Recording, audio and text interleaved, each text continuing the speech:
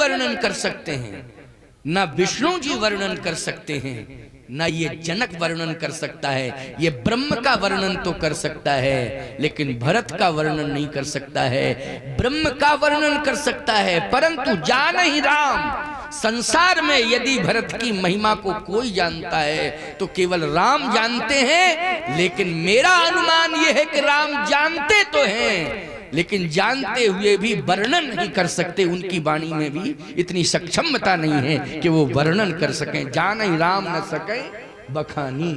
बोलो, ये रामायण की चौपाइयां हैं कि नहीं? ये मानस की चौपाइयां हैं, मैं अपनी तरफ से नहीं कह रहा हूं। ये भरत की महिमा है, लेकिन फिर भी एक आधार रूप में कुछ ना कुछ भरत जी का चरित्र जो है मानस को माध्यम बना करके आपके बीच में रखूं, जिससे कि आपको थोड़ा संबल मिले। भरत भावों से भरे हुए हैं। भावों की गहराई जैसे समुद्र की कितनी गहराई है, कोई मापदंड नहीं। समुद्र में कितना पानी भरा हुआ है, कितनी गहराई, उसका कोई मापदंड नहीं है। भरत जी में भावों की कितनी गहराई है, कोई मापदंड नहीं है। फिर राम जी में क्या है? बोले, राम जी में विचारों की ऊंचाई है, हिमालय भी छोटा है। राम जी में विचारों की ऊंचाई है, हिमालय भी छोटा पड़ रहा है। और भरत में भावों की गहराई है, समुद्र भी छोटा पड़ रहा है भरत के भावों के सामने। ये है भरत, भावों से भरा हुआ जीवन है। भाव इतने भरे हैं भरत के जीवन में, ऐसा तो संसार में किसी में नहीं है। प्यारे, एक बड़ा अच्छा भाव भरत जी ने अयोध्या में आकर देखा कि पूरी अयोध्या शोक सिंधु में डूब गई। शोक सिंधु, शोक सिंधु मानी शोक का समुद्र, सिंधु मानी समुद्र, और शोक मानी शोक, सिंधु मानी शोक का समुद्र। पूरी अयोध्या शोक सिंधु में डूब रही है। अभी डूबी नहीं है, डूबने जा रही है, क्योंकि शोक सिंधु तैयार हो गया। और शोक सिंधु कहां है, आप विचार करना जरा। शोक सिंधु यही है, दशरथ का मरण और राम जी का वनगमन। बोलो, इसको क्या मानोगे? दशरथ का मरण और श्री राम का वनगमन, बोलो ये क्या है? शोक सिंधु। दशरथ जी का मरण हो चुका है, क्योंकि नाव में तेल भरा हुआ है, उसमें लाश डूबी हुई है दशरथ जी की। सामने दिखाई दे रही है वो लाश। नाव में तेल भरा हुआ है, उसी में तो दशरथ जी का शव तैर रहा है। ये बोलो शोक सिंधु है कि नहीं? शोक सिंधु है। इधर भगवान राम और श्री जानकी जी, लक्ष्मण, ये तीनों अयोध्या का त्याग करके चले गए। पूरी अयोध्या अन्न जल का त्याग कर चुकी है। बताओ भाई, अन्न जल का त्याग जिस नगर के लोग कर दें या गांव के लोग कर दें तो निश्चित रूप से ये कंफर्म हो जाता है कि मौत आने वाली है। क्यों भाई? क्योंकि अन्न जल ये आधार हैं। अयोध्या की जनता ने अन्न जल का त्याग कर दिया है। इसका मतलब है कि शोक सिंधु में सब डूबने के लिए तैयार हैं। इतने में भरत आ गए। भरत आ गए।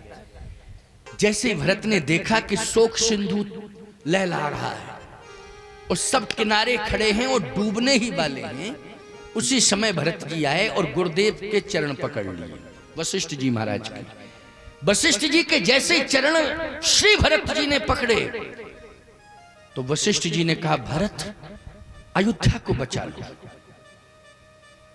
क्योंकि ये शोक सिंधु लहला रहा है, वो ये सब डूबने के लिए तैयार हैं। अच्छा हुआ तुम समय से आ गए हो, तुम बचा लो अयोध्या को, अयोध्या को तुम बचा लो।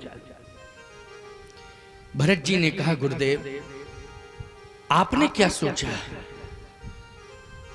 वशिष्ठ जी बोले, मैं किम कर्तव्य विमूढ़ हो गया।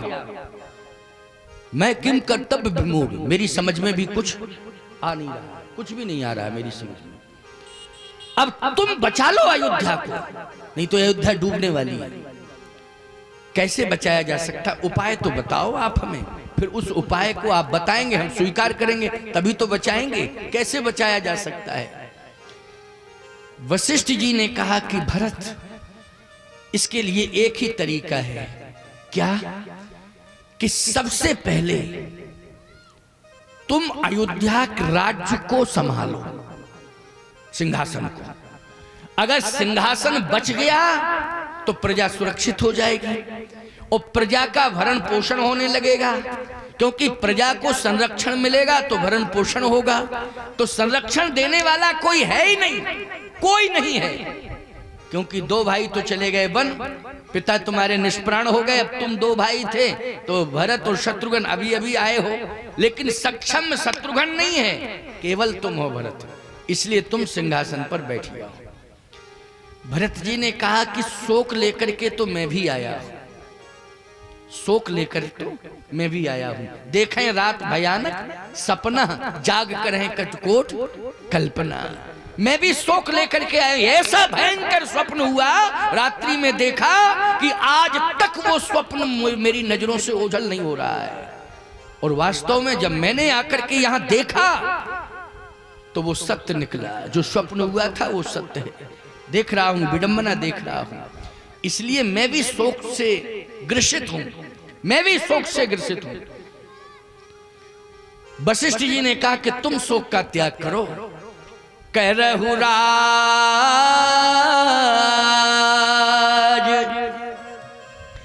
परिहरहु गलानी,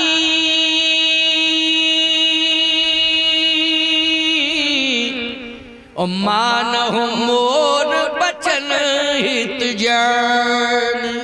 सबसे पहले तुम गिलानी का त्याग करो, मेरी बात मानो, क्या सिंहासन पर बैठो, करहु राज।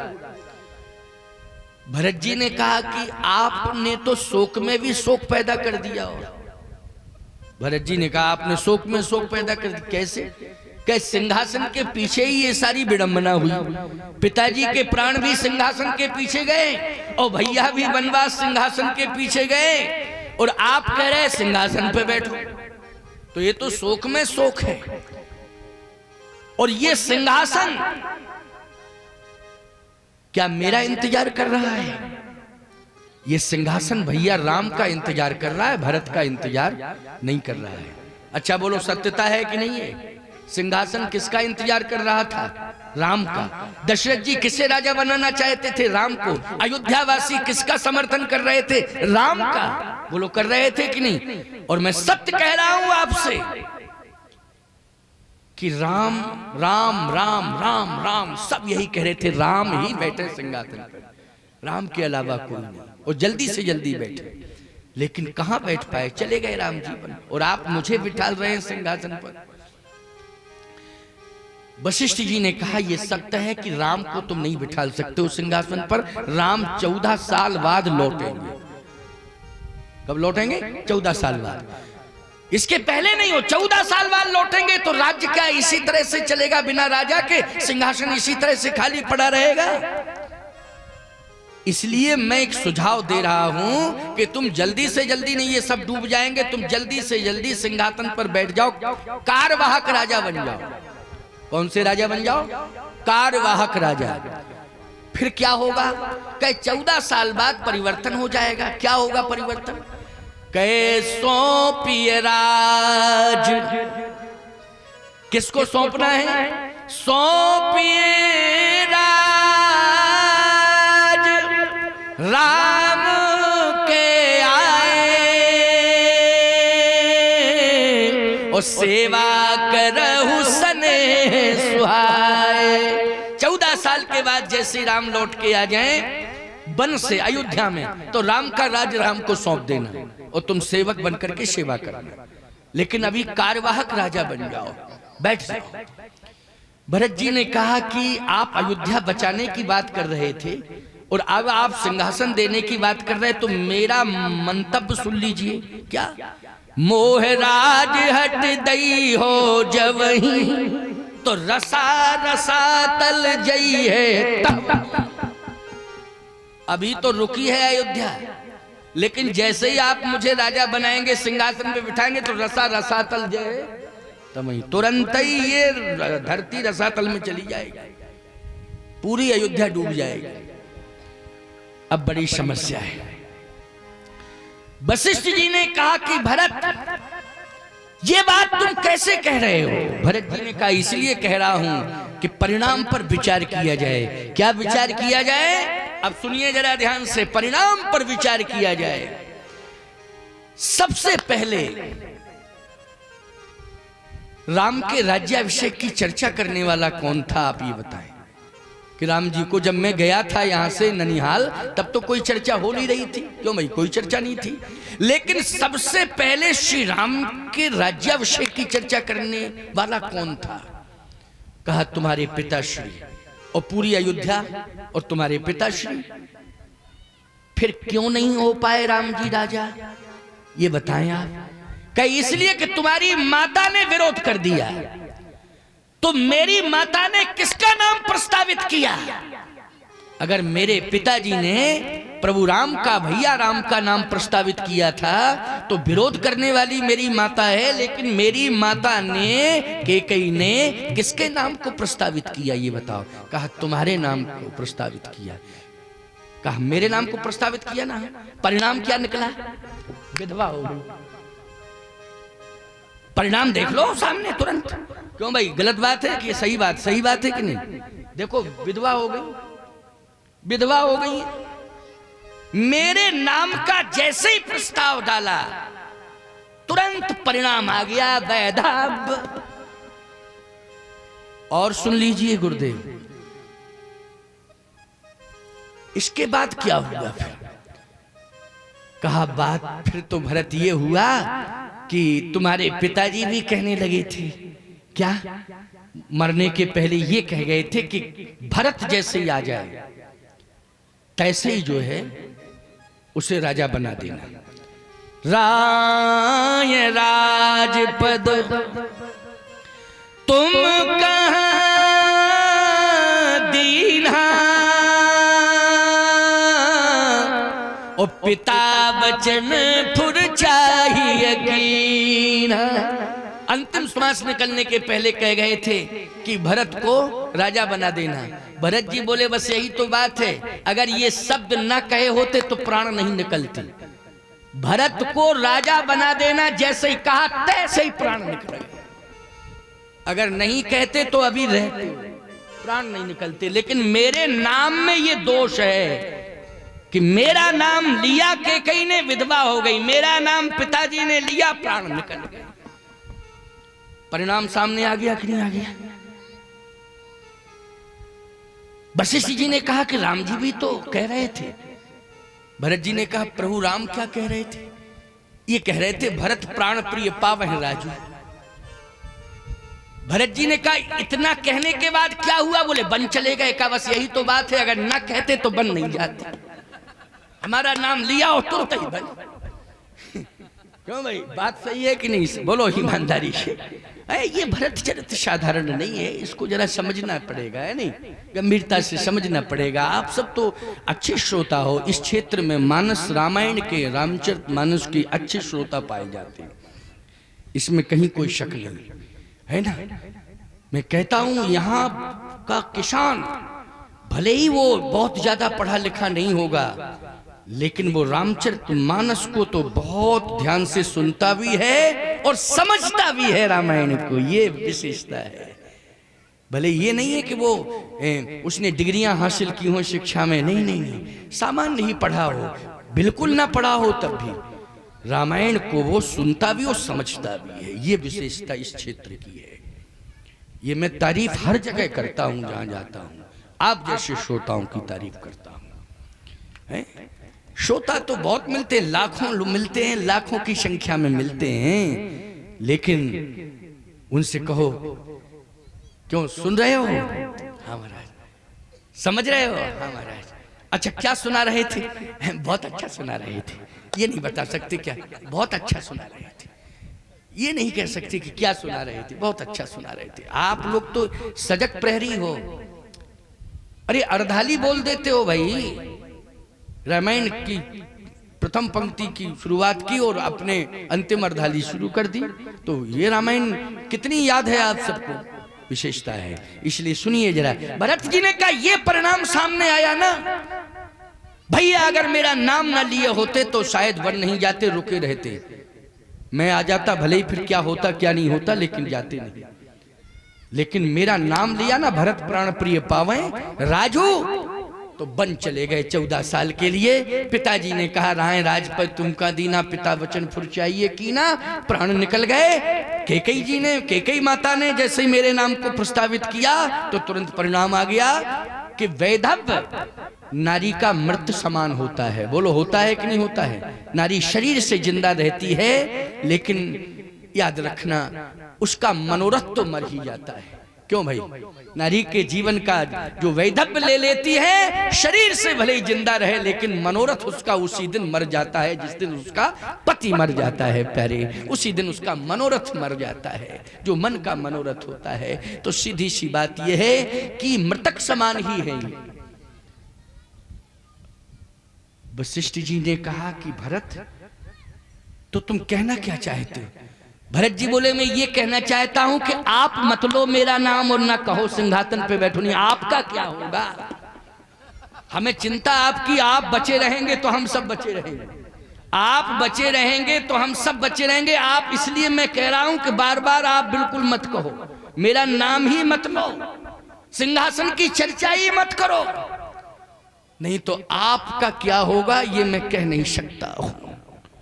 क्योंकि परिणाम मैंने बता दिए आपको, सब एक एक परिणाम मैंने आपको बता दिया है, इसलिए आप कृपा करके बार बार ना कहें। मोहराज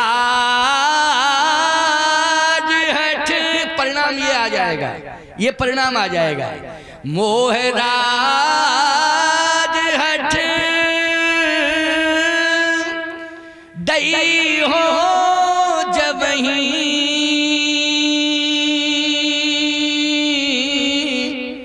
तो रसा रसा तल जई है तब ही। इसलिए कृपा करके आप मुझे विवश न करें। भरत जी ने जैसे इस बात को कहा तो वशिष्ठ जी ने कहा कि भरत तुमने हमें भी बचा दिया। अब आगे का दुआ सुनते जाना जरा। वशिष्ठ जी के मुख से निकल गया कि तुमने मुझे भी बचा लिया और मेरे साथ पूरी अयोध्या को बचा लिया। हे भरत तो करना क्या चाहिए? भरत जी ने कहा पूरी अयोध्या तभी बच सकती है गुरुदेव,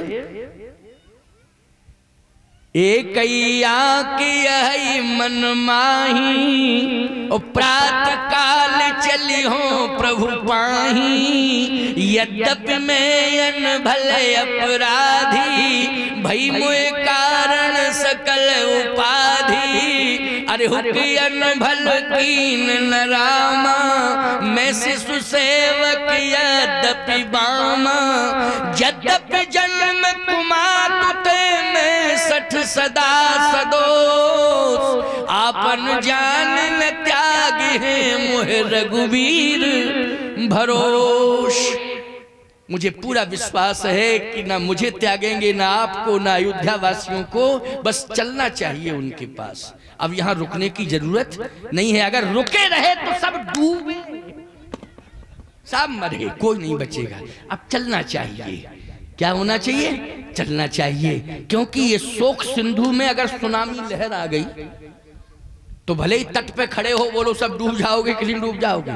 क्योंकि सुनामी लहर का मतलब है कि समुद्र में 100 फीट ऊंची पानी की दीवार, और वो दीवार 100 किलोमीटर तक चली जाए तो बोलो कोई गांव बचेगा, कोई पेड़ बचेगा, व्यक्ति बचेगा? जल्दी बोलो। सुनामी लहर आई थी ना एक बार समुद्र में, समुद्र से 100 फीट ऊंची दीवार पानी की उठी और 100 किलोमीटर तक चली गई, वो सब डूब गए।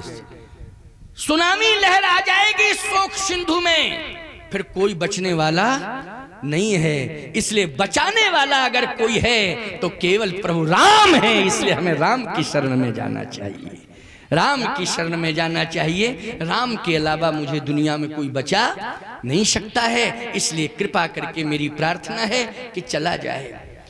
वशिष्ठ जी महाराज के मुख से निकल गया। क्या निकला? एक और नियम आपको बता दें। नियम हमेशा से चला आ रहा यही कि गुरु के पास होता है मंत्र। मंत्र किसके पास होता है? गुरु के पास। वो देने वाला होता है। अच्छा, मंत्र को लेने वाला कौन होता है? चेला। मंत्र को लेने वाला कौन होता है? चेला। और देने वाला कौन होता है? गुरु। तो मंत्र किसके पास होता है? गुरु के पास। ग्राहक के रूप में कौन होता है लेने वाला? बोले शिष्य होता है, चेला होता है। लेकिन यहां पर आप देखें, गुरु कह रहा है, क्या कह रहा है? भरत, तुमने हम सबको डूबने से बचा लिया है, इसके लिए तुमने मुझे मंत्र दे दिया। अरे राम राम, चेला गुरु को मंत्र देता है? क्यों भाई, जल्दी बोलो। गुरु चेला को मंत्र देता है कि चेला गुरु को मंत्र देता है? जल्दी बोलो। गुरुजी देते हैं चेला को मंत्र, लेकिन चेला कहे, गुरु कहे चेला तुम मुझे मंत्र दे दो, तुमने तो मुझे मंत्र दे दिया, तो फिर काहे का चेला वो, काहे का गुरु वो? बोलो भाई। लेकिन आप देखें यहाँ वशिष्ठ बोल रहे हैं, वशिष्ठ जैसा ज्ञानी गुरु संसार में कोई नहीं है। महाराज इक्ष्वाकु से लेकर के और श्री राम जी और ये अभी तक की स्थिति में ये तो अमर अस्तित्व है श्री वशिष्ठ जी महाराज का, ये साधारण थोड़ी है। ऐसा ज्ञानी गुरु, गुरु विवेक सागर जग जाना, जिन्हें विश्व कर बदर समाना, ऐसा विवेकी ज्ञानी गुरु कह रहा है क्या? अवश्य चलिए बन राम जह भरत मंत्र भल कीन, अवश्य चलिए बन राम जह भरत मंत्र भल कीन, और शोक सिंधु बूढ़त सवन तुम अवलंबन दीन, शोक सिंधु बूढ़त सवन तुम अवलंबन दीन। क्यों भाई शोक सिंधु शब्द आ गया कि नहीं आ गया? वशिष्ठ जी कह रहे हम सब अयोध्या के सह शोक सिंधु में डूब रहे थे, लेकिन भरत तुम्हारा ये सुझाव मंत्र बन गया है, वो हम सबको डूबने से बचा रहा है, इसलिए आज मैंने तुम्हारे मंत्र को स्वीकार कर लिया है। सोचो जरा, ऐसी महिमा कभी सुनी होगी आपने? हैं कि शिष्य का सुझाव गुरु के लिए क्या बन गया? मंत्र। बोलो बन गया मंत्र कि नहीं? मैं एक बात कहता हूं और सुन लो, जब भी परमात्मा की प्राप्ति की जाती है तो गुरु के संरक्षण में की जाती है। बिना गुरु के किसी को परमात्मा मिलता नहीं है, चाहे कोई कितना ही ढिंढोरा पीटना शुरू कर दे, बिना गुरु के परमात्मा की प्राप्ति हो ही नहीं सकती है। तो नेतृत्व देने वाला कौन होता है? जल्दी बोलो। नेतृत्व देने वाला होता है गुरु, शिष्यों को परमात्मा से जोड़ता है। बोलो, शिष्य को किससे जोड़ता है? परमात्मा से जोड़ता है, गुरु जोड़ता है। जोड़ता है कि नहीं? लेकिन आज वशिष्ठ जी महाराज के नेतृत्व में सब राम के पास जा रहे हैं कि भरत जी के नेतृत्व में सब राम के पास जा रहे हैं? जल्दी बोलो। रामायण पढ़ते हो तो? हाँ, इसलिए पढ़ते हो ना, तो तुमको कहना ही पड़ेगा। नहीं कि ऐसे ऐसे कैसे कि मौन रह जाओ, वो तो बात सही है, तो कहनी पड़ेगी। किसके ने? भरत के नेतृत्व में। आप कहोगे इसका प्रमाण क्या है कि भरत? तो रामायण की चौपाई, छंद, सोरठा, दोहा, यही तो प्रमाण है। बोलो है कि नहीं? यही प्रमाण है। तो मैं चौपाई का प्रमाण दे रहा हूं। कैसे? बोले गवने भरत। सबसे पहले कौन चले? जल्दी बोलो। सबसे पहले कौन चले? बोले भरत चले। सबसे पहले, सबसे आगे, सबसे पहले भरत चले। अच्छा भैया एक बात बताओ, भरत चले तो भरत के पीछे सब चले, तो जो सबसे पहले चला, ईमानदारी के साथ बताओ, उसी के नेतृत्व में यात्रा हो rही है कि नहीं हो रही? जो सबसे पहले चला। बोले गवने भरत अरे पया नहीं पाए, ओ कोतल संग जाहि डुरियाए। गवने भरत, यहाँ स्पष्ट रूप से नाम लिया गया है कि भरत जी जा रहे हैं, और जैसे ही भरत जी जा रहे हैं तो पूरी अयोध्या चल दी, यहाँ तक कि वशिष्ठ जी महाराज भी चल दिए। नेतृत्व किसका है यहाँ? यहाँ नेतृत्व देने वाले हैं स्वयं श्री भरत जी महाराज, और स्वयं उस भरत के साथ चलने वाले, श्री भरत जी महाराज के साथ चलने वाले वशिष्ठ जी, सुमंत जी, तीनों माताएं, पूरी अयोध्या के मंत्री सब भरत के साथ चल रहे। अब एक बात और सुन लीजिए, मैं यही तो कहता हूं कि राम को प्राप्त करना ही लक्ष्य नहीं होना चाहिए। भरत चरित्र आपको यह संकेत दे रहा है, राम को प्राप्त करना ही लक्ष्य नहीं होना चाहिए, फिर राम की व्यवस्था को व्यवस्थित करने का भी लक्ष्य होना चाहिए। यदि आप राम की व्यवस्था को बिगाड़ के राम को पाना चाहते हैं तो राम आपको कभी नहीं मिलेंगे, चाहे जितनी कोशिश कर लेना। राम की बनाई हुई व्यवस्था को व्यवस्थित करके यदि आप राम को पाने का लक्ष्य बना लेंगे तो राम दूर चाहे कितना क्यों ना हो आपको एक दिन अवश्य मिल जाएगा, इसमें संदेह नहीं। चाहे जितना दूर क्यों ना हो अवश्य मिलेगा। यही अयोध्या में हुआ है। भरत जी ने सबसे पहले यही कार्य किया। सब जैसे चलने को तैयार हुए तो भरत जी ने कहा रुको रुको रुको रुको, क्या कर रहे हो? कहे आपके साथ चल रहे हैं। कहे चल तो रहे हो लेकिन विचार करके नहीं जा रहे हो। कहे क्या विचार करना, जब आपके साथ चल रहे राम को पाने का लक्ष्य है, अब इसमें क्या विचार करने की जरूरत है? कहा नहीं नहीं, ये संपत्ति का क्या होगा? तुरंत बोल पड़े नौजवान, जरे सो संपत्ति सदन, आग लग जाए। हमें क्या मतलब ऐसी संपत्ति? जरे सो संपत्ति सदन सुख सुहृद मात पितु भाई, आग लग जाए इसमें, हमें कोई मतलब नहीं इस संपत्ति से, कुछ लेना देना नहीं। मकान गिर जाए, जमीन बंजर हो जाए, खंडर हो जाए नगर, कोई मतलब नहीं हमें।